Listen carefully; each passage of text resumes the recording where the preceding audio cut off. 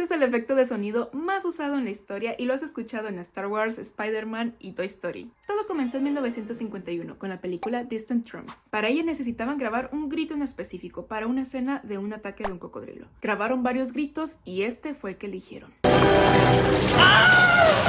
Y fue este mismo grito que utilizaron en la película The Church at Feather River. Y es esta película que el efecto de sonido obtiene su nombre como Wilhelm Scream. Pero esto no termina ahí.